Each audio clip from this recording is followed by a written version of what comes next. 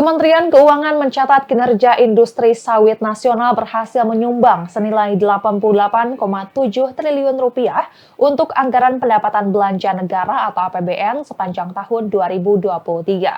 Analis kebijakan Madya Pusat Kebijakan Pendapatan Negara, Badan Kebijakan Fiskal Kementerian Keuangan, Nur Sidik Istiawan mengatakan jumlah tersebut berhasil dikumpulkan melalui pungutan ekspor sebesar 32,4 triliun rupiah. Selain itu juga dikumpulkan dari pungutan pajak 50,2 triliun rupiah dan bea keluar sebesar 6,1 triliun rupiah. Hal itu disampaikan dalam acara press tour kontribusi sawit untuk APBN dan perekonomian di Belitung, Selasa 27 Agustus 2024 malam.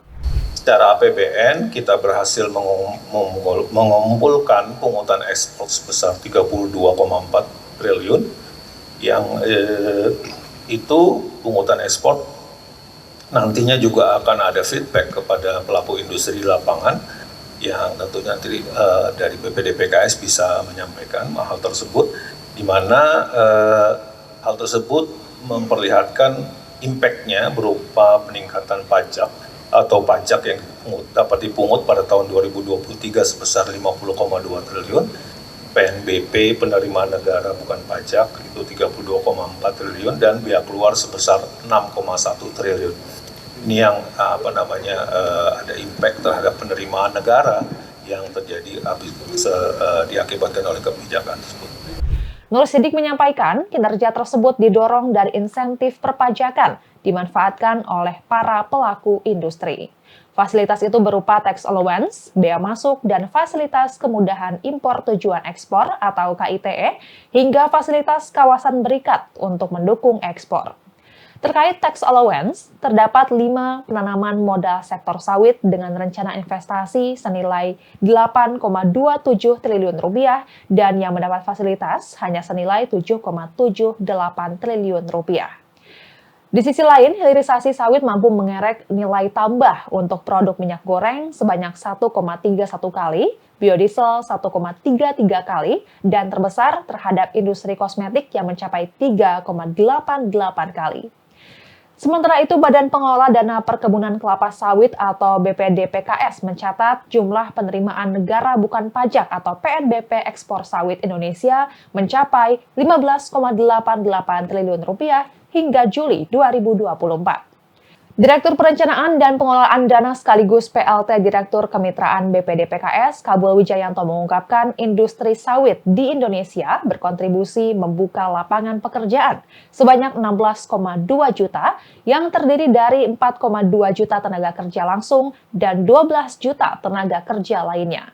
Ia juga mencatat bahwa kontribusi perkebunan sawit terhadap produk domestik bruto atau PDB Indonesia hingga triwulan 2 2024 sebesar 3,5%, sehingga PDB nasional pada periode yang sama tumbuh positif di angka 5,05%. Tapi 2,4 adalah bagian dari petani swadaya. Kemudian sampai dengan saat ini, itu mungkin di layar mungkin itu masih bunyi 2023 Pak ya, 2024 sebenarnya. Di triwulan kedua 2024 kontribusi terkait dengan PDB sektor sawit ini untuk triwulan kedua nih untuk sektor perkebunan ini 3,25. Kemudian untuk Indonesia sendiri secara nasional itu PDB tumbuh positif karena kontribusi ini menjadi 5,05% ya seperti itu.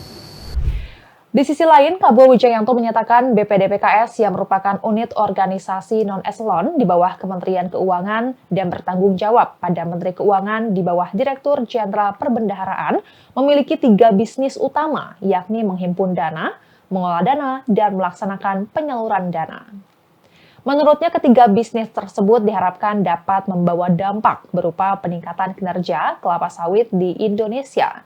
Kabul mengatakan BPDPKS memiliki 3 tujuan strategis untuk mendukung peningkatan industri kelapa sawit. Pertama adalah tujuan itu sudah dimasukkan sebagai bagian dari rencana strategi bisnis BPDPKS, yaitu untuk meningkatkan kesejahteraan petani. Download Tribun X sekarang, menghadirkan lokal menjadi Indonesia.